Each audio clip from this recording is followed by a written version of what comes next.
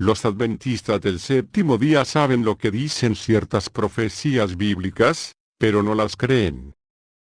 Porque los adventistas del séptimo día creen que el reinado milenial de Cristo será en el cielo, y que la tierra estará desolada, sin habitantes humanos, que durante esos 1000 años, este planeta estará poblado únicamente por Satanás y sus demonios, y que Jesús no posará sus pies en el monte de los olivos, hasta después del milenio.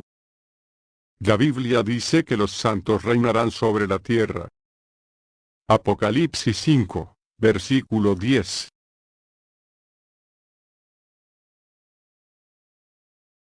Apocalipsis 5, versículo 10.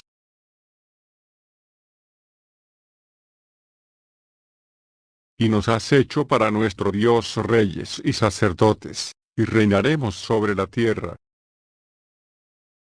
Y que los hombres morarán en ella, y no habrá nunca más maldición, sino que Jerusalén será habitada confiadamente. Zacarías 14, versículo 11. Satanás y sus demonios serán aislados de los seres humanos.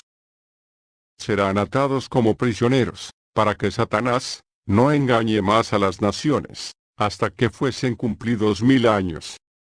Esto lo encontramos en Apocalipsis 20, versículo 3. La Biblia dice también que, cuando Jesucristo regrese para establecer el reino de Dios, el cual durará 1000 años, sucederá lo siguiente. Zacarías 14, versículo 4.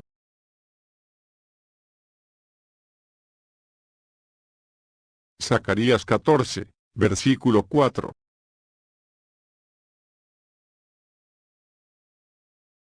Se afirmarán sus pies en aquel día sobre el monte de los olivos. Versículo 8. Acontecerá también en aquel día, que saldrán de Jerusalén aguas vivas. Y el Eterno será rey sobre toda la tierra. Durante décadas, dimos por sentado que los adventistas, sencillamente no entendían lo que dicen las profecías bíblicas.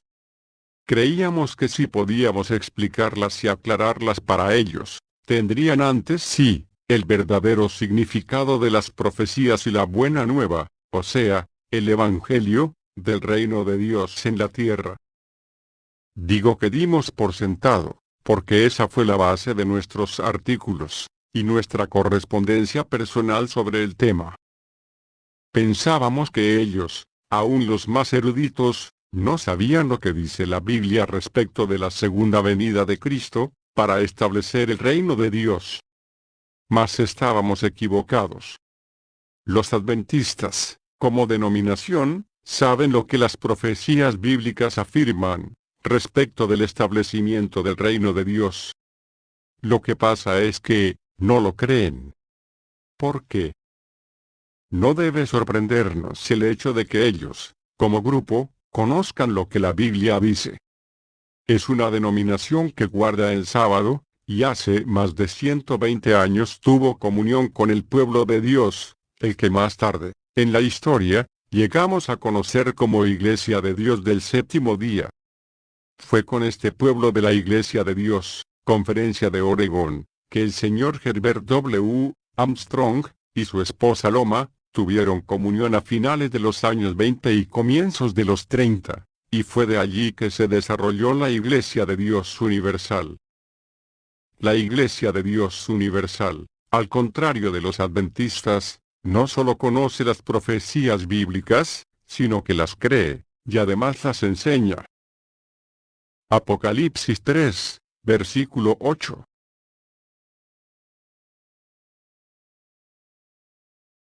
Apocalipsis 3, versículo 8.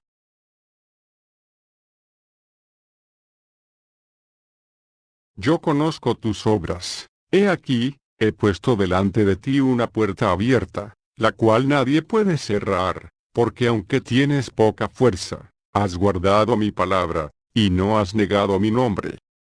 He aquí, yo entrego de la sinagoga de Satanás, a los que se dicen ser judíos, y no lo son, sino que mienten, He aquí, yo haré que vengan y se postren a tus pies, y reconozcan que yo te he amado.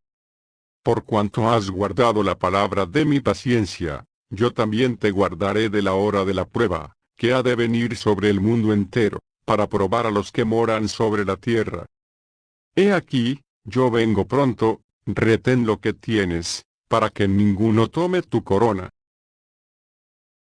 Entonces, ¿por qué los adventistas, que conocen las Escrituras, no las creen?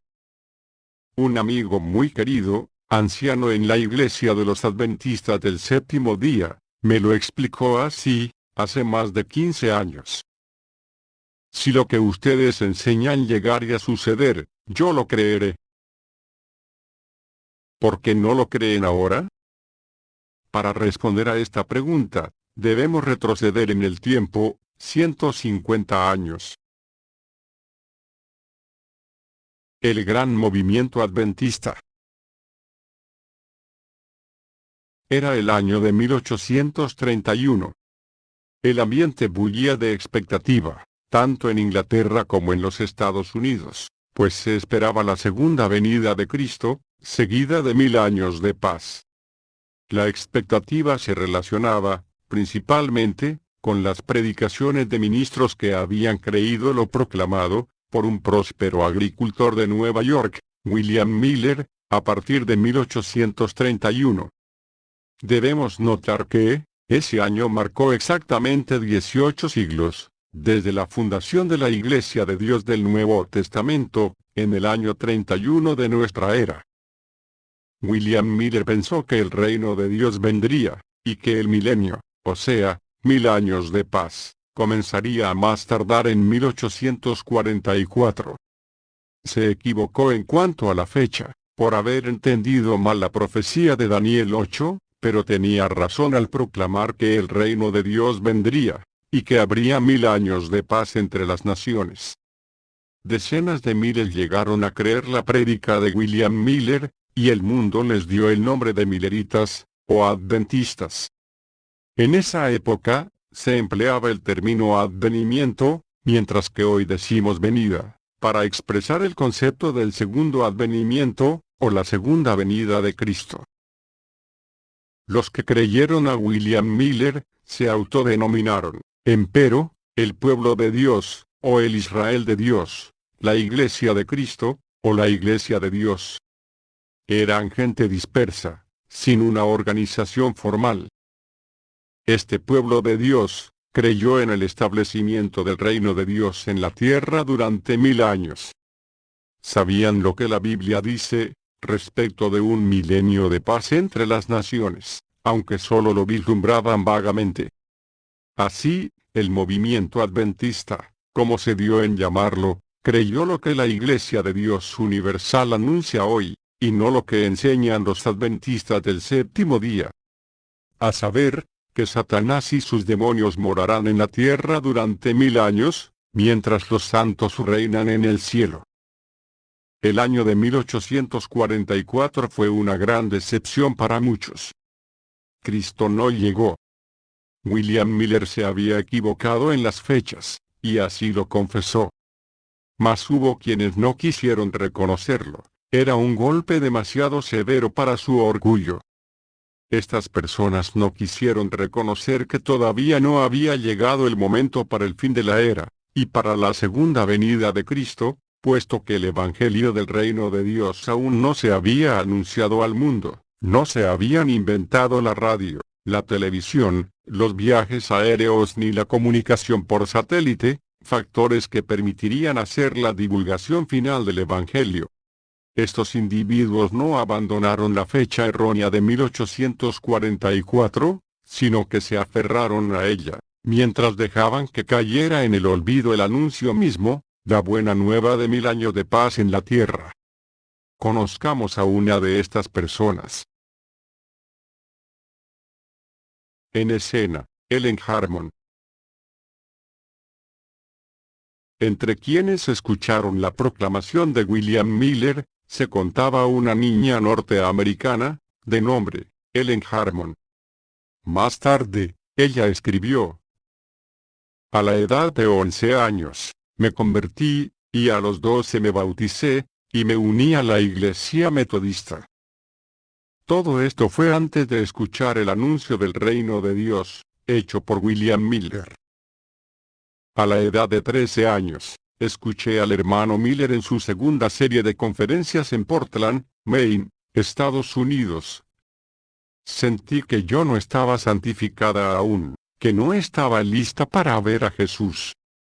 Y cuando invitaron a los miembros de la iglesia, y a los pecadores, a pasar adelante para oraciones, me acogí a la primera oportunidad, pues sabía que tendría que hacerse una gran obra conmigo, a fin de hacerme apta para el cielo.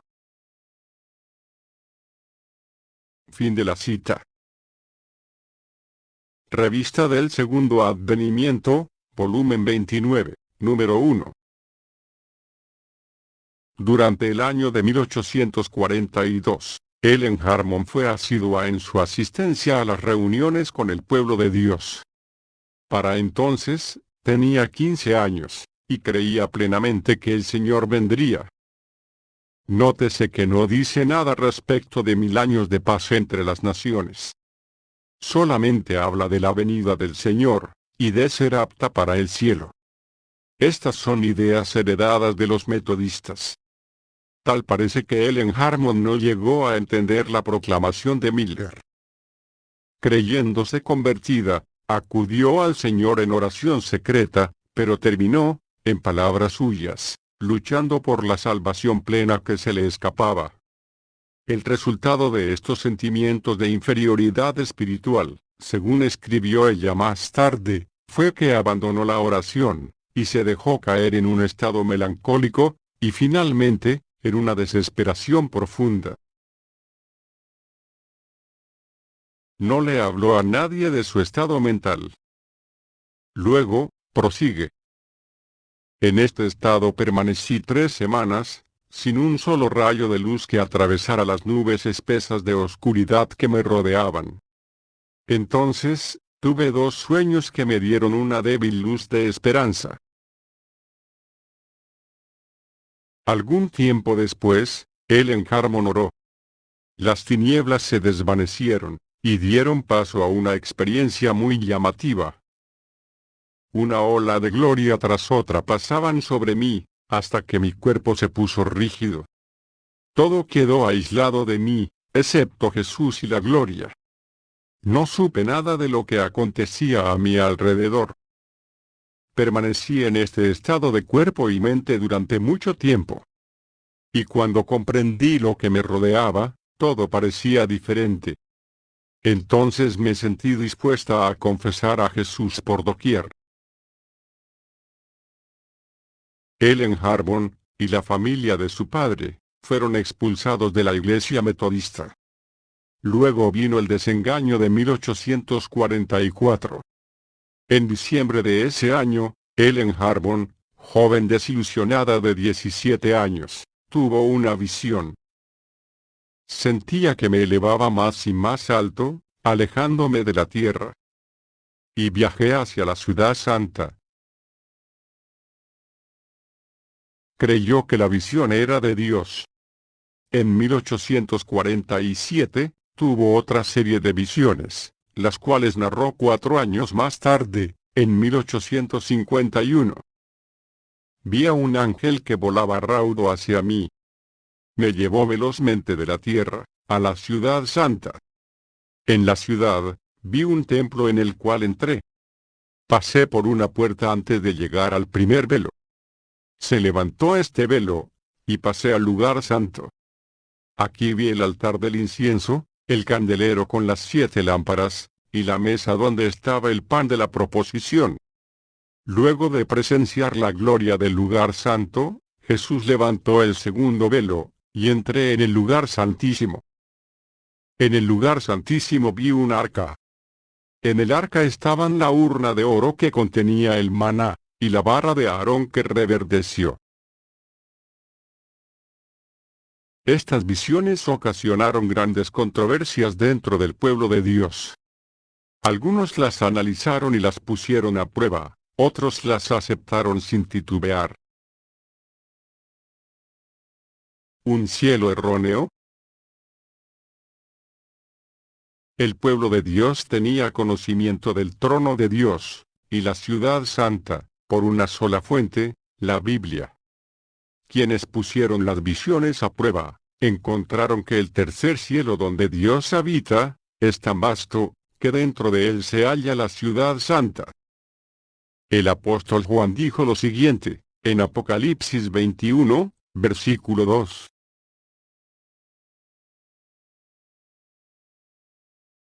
Apocalipsis 21, versículo 2.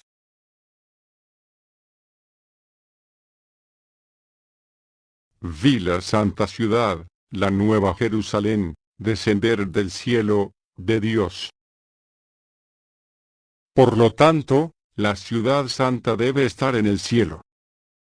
En el cielo se encuentra también el trono de Dios, el templo, donde Él habita. Apocalipsis 7, versículo 15.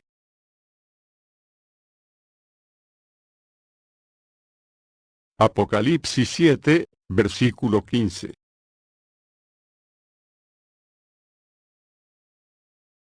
Por esto, están delante del trono de Dios, y le sirven día y noche en su templo, y el que está sentado sobre el trono, extenderá su tabernáculo sobre ellos. Ahora, Apocalipsis 11, versículo 19.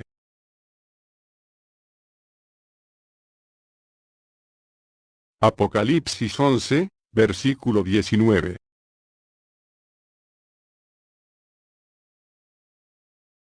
Y el templo de Dios fue abierto en el cielo, y el arca de su pacto se veía en el templo. Y hubo relámpagos, voces, truenos, un terremoto, y grande granizo. Mas este, no está dentro de la ciudad santa. Apocalipsis 21, versículo 22.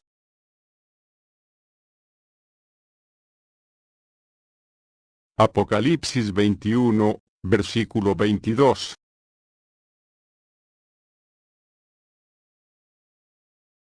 Y no vi en ella templo, porque el Señor Dios Todopoderoso es el templo de ella, y el Cordero. Ciertamente, el cielo que Ellen Harmon vio, no era el cielo de la Biblia. En el cielo de Ellen Harmon, el templo estaba dentro de la ciudad santa. Recuérdese que hasta este punto, las personas que habían escuchado y creído a William Miller, sabían que la profecía bíblica anunciaba el establecimiento del reino de Dios en la tierra, por 1000 años. Mas ahora, las opiniones estaban divididas. Todos reconocieron que había algo errado en su concepto. Una minoría en las iglesias de Dios sostuvieron simplemente que había un error, en cuanto a la fecha de 1844. No habían entendido bien Daniel 8. La profecía no estaba hablando de un periodo de 2300 años, que comenzaría en el año séptimo de Artajerjes, 457 a.C., y terminaría en 1844. Siguieron creyendo, empero, en la proclamación de los 1000 años de paz en la tierra, que William Miller, y otros ministros, habían anunciado. Creyeron en el juicio que vendría. Pero la mayoría en las iglesias de Dios, estaban tan aferrados a la fecha de 1844, que no podían darla por equivocada, y buscaron una nueva explicación. ¿Qué había sucedido en 1844? Se preguntaron. Creyeron hallar las respuestas en las visiones de Ellen Harmon. Al fin y al cabo, parecían tan espirituales. Mas había un problema. Las visiones de Ellen Harmon, nada decían acerca del anuncio del reino de Dios, que existiría en la tierra durante 1000 años. Las visiones, en efecto, decían algo totalmente distinto, que en octubre de 1844, se había cerrado toda oportunidad de salvación para el mundo. Que para esa fecha, ya habían sido juzgados todos los que habían vivido y habían muerto hasta ese momento. Y que a partir de 1844, todos los vivientes están siendo juzgados. Por lo tanto, no había ninguna necesidad de establecer el reino de Dios, ni que las naciones fueran juzgadas durante 1000 años. Dios, pues, según empezaron a creer, debió haber modificado su plan de salvación, que los profetas habían revelado. Los profetas, efectivamente, habían hablado de los postreros tiempos, en que el monte de la casa del Eterno será establecido por cabecera de montes, y correrán a él los pueblos. Miqueas 4, versículo 2.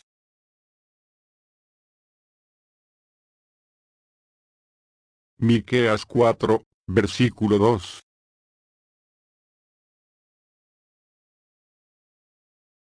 Vendrán muchas naciones, y dirán, venid, y subamos al monte del Eterno, y a la casa del Dios de Jacob, y nos enseñará en sus caminos, y andaremos por sus veredas, porque de Sión saldrá la ley, y de Jerusalén la palabra del Eterno.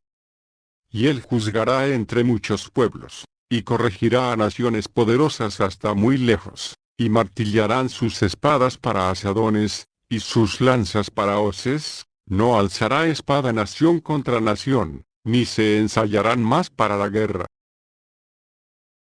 Viendo estos pasajes, y otros, en las Sagradas Escrituras, la mayoría en las iglesias de Dios, decidieron, en el siglo pasado, que tales profecías no se habían de creer. Dios había cambiado su plan. Israel no había cumplido su parte, y ahora, Dios no podía cumplir la suya, como era su propósito. Pamplinadas. El profeta Isaías declaró lo siguiente. Isaías 43, versículo 18.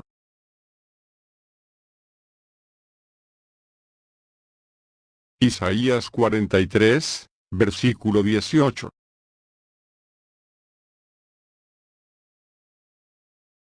No os acordéis de las cosas pasadas, ni traigáis a memoria las cosas antiguas, los antiguos fracasos y pecados. He aquí que, yo hago cosa nueva, pronto saldrá a luz, ¿no la conoceréis?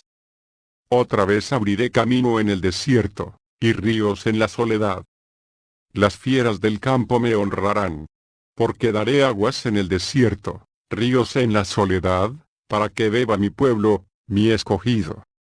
Este pueblo he creado para mí, mis alabanzas publicará. Israel y Judá no han estado dispuestos todavía, pero Dios sí los convertirá, y ellos publicarán sus alabanzas. Esta es una promesa divina. Tiene que suceder. No es una profecía para la nueva tierra, sino para el tiempo en que el gobierno de Dios será restablecido por 1000 años.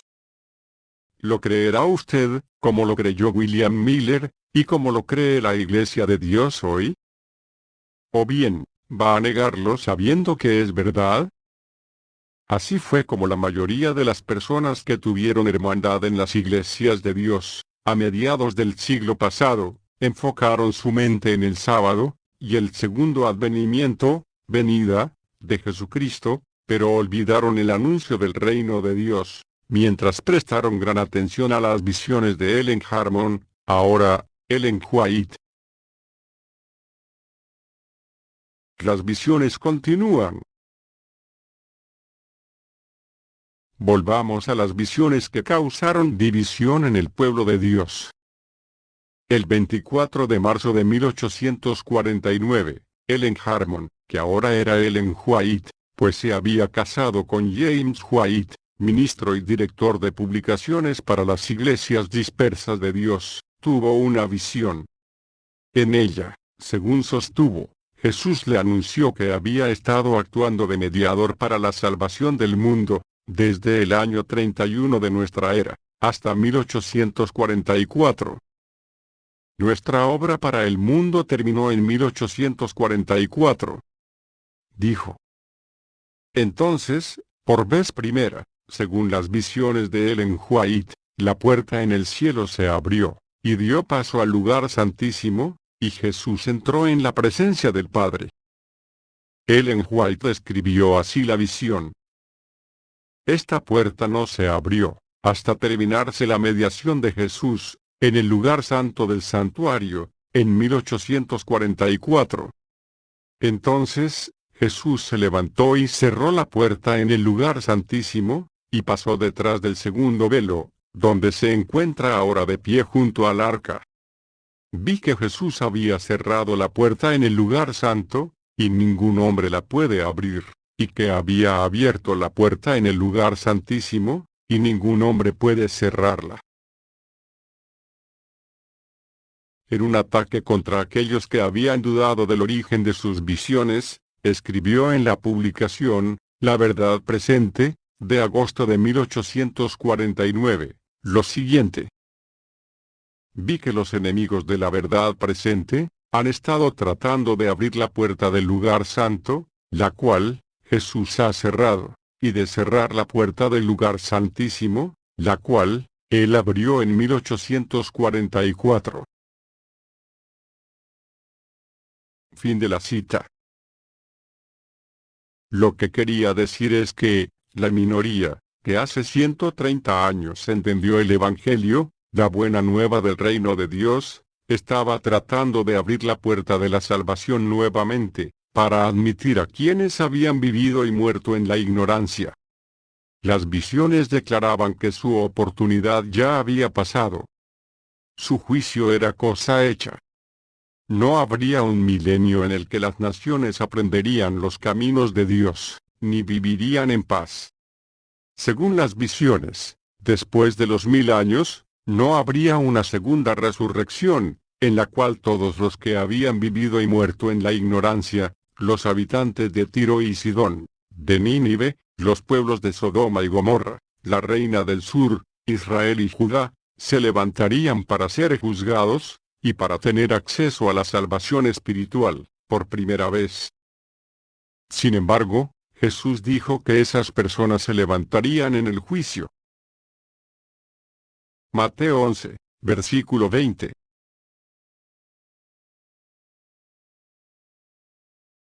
Mateo 11, versículo 20.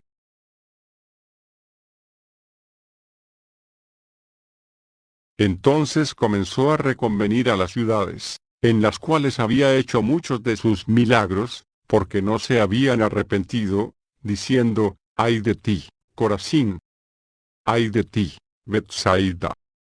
Porque si en Tiro y en Sidón se hubieran hecho los milagros que han sido hechos en vosotras, tiempo ha que se hubieran arrepentido en cilicio y en ceniza. Por tanto, os digo, que en el día del juicio, será más tolerable el castigo para Tiro y para Sidón, que para vosotras. Y tú, Capernaum, que eres levantada hasta el cielo, hasta el Hades serás abatida, porque si en Sodoma se hubieran hecho los milagros que han sido hechos en ti, habría permanecido hasta el día de hoy. Por tanto, os digo, que en el día del juicio, será más tolerable el castigo para la tierra de Sodoma, que para ti. Pasemos ahora a Marcos 6, versículo 11.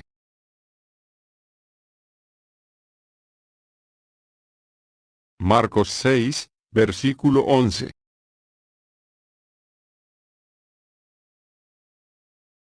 Y si en algún lugar no os recibieren ni os oyeren, salid de allí, y sacudid el polvo que está debajo de vuestros pies, para testimonio a ellos.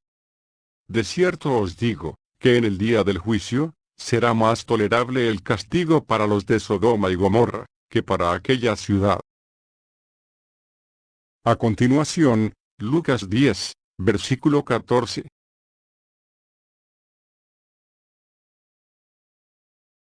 Lucas 10, versículo 14.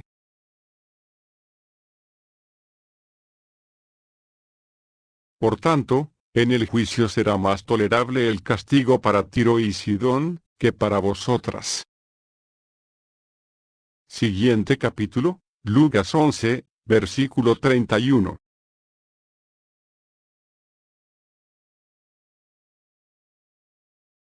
La reina del sur se levantará en el juicio con los hombres de esta generación, y los condenará, porque ella vino de los fines de la tierra, para oír la sabiduría de Salomón, y he aquí, más que Salomón en este lugar. Los hombres de Nínive se levantarán en el juicio con esta generación, y la condenarán, porque a la predicación de Jonás se arrepintieron, y he aquí, más que Jonás en este lugar. Ahora, Ezequiel 16, versículo 53.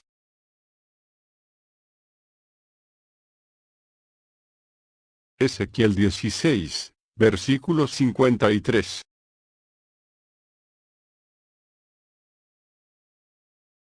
Yo, pues, haré volver a sus cautivos, los cautivos de Sodoma y de sus hijas, y los cautivos de Samaria y de sus hijas, y haré volver los cautivos de tus cautiverios entre ellas, para que lleves tu confusión, y te avergüences de todo lo que has hecho, siendo tu motivo de consuelo para ellas.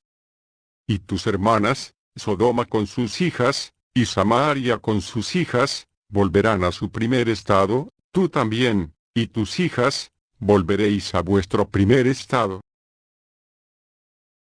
Las visiones de Ellen White se referían a un Jesús, que decía haber cambiado el plan de Dios, y anulado las profecías de la Biblia. Este ataque contra quienes ponían en duda las visiones de Ellen White, nos indica que la minoría en las iglesias de Dios, hace 130 años, estaban enseñando que este no es el único día de salvación, para quienes aún están vivos.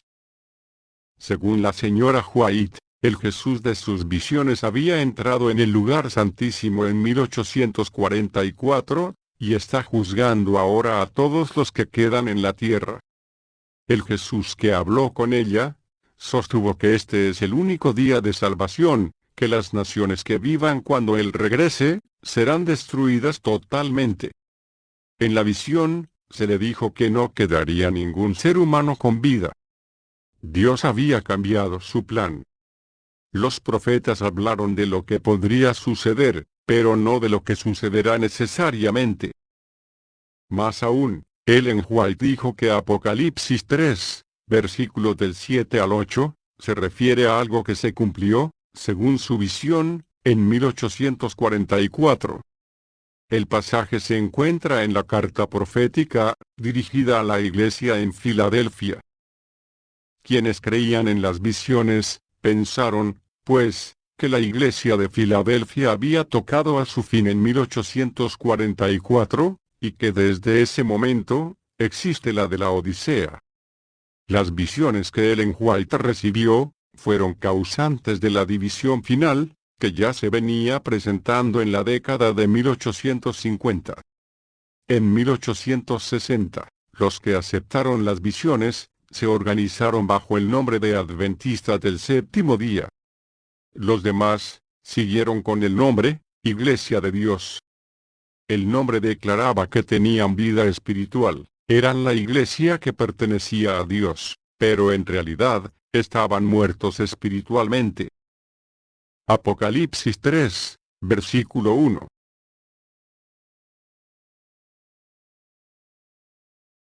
Apocalipsis 3, versículo 1.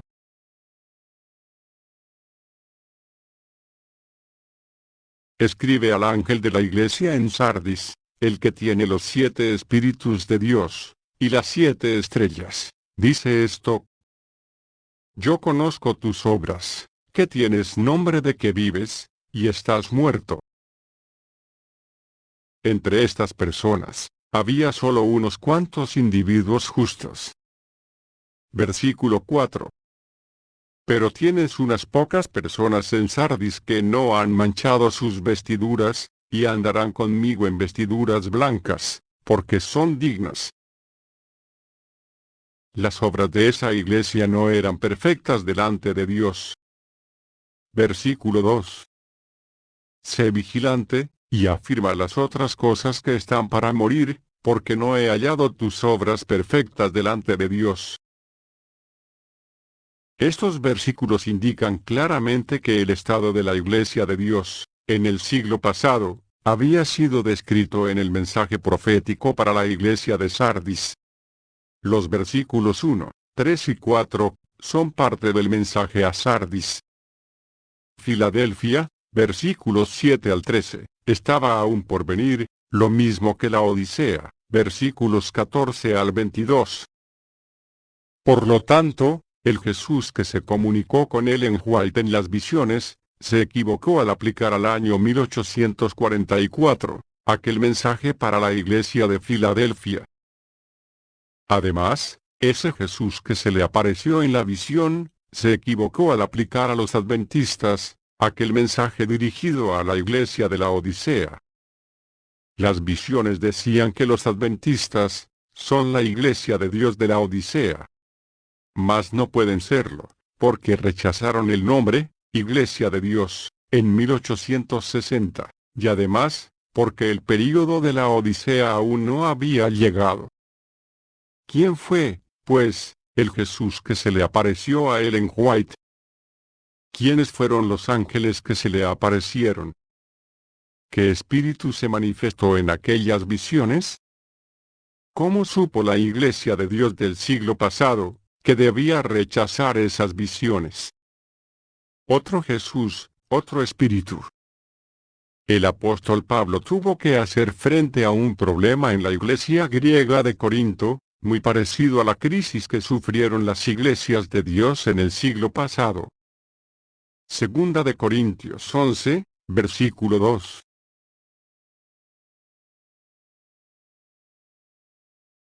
Segunda de Corintios 11, versículo 2.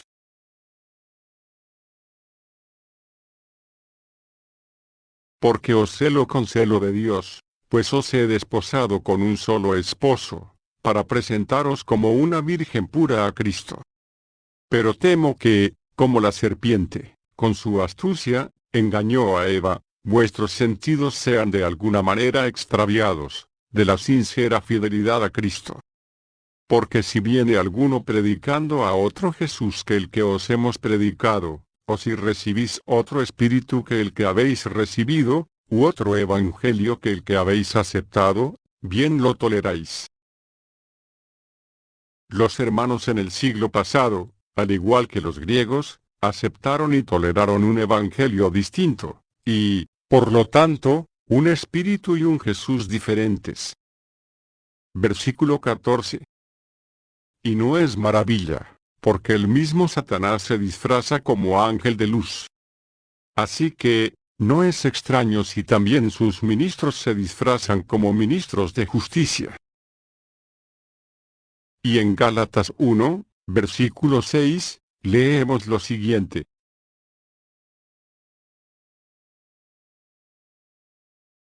Gálatas 1, versículo 6.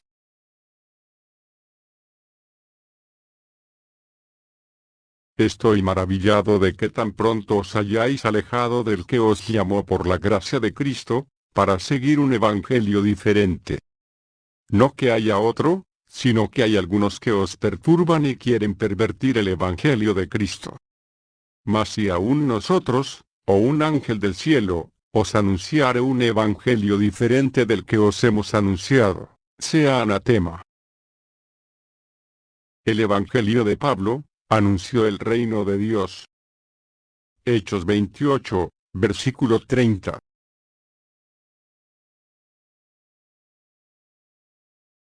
Hechos 28, versículo 30.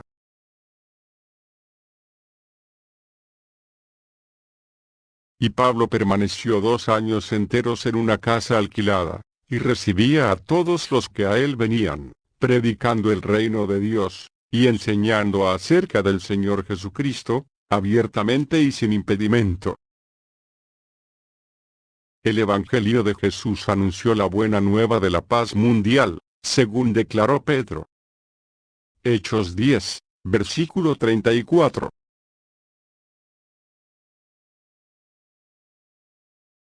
Hechos 10, versículo 34.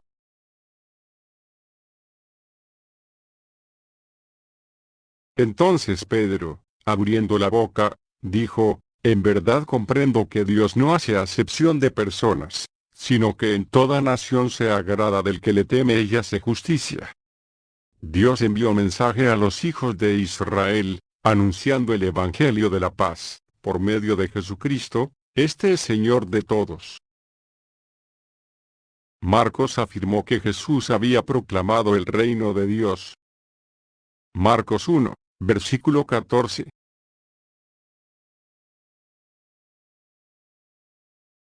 Marcos 1, versículo 14.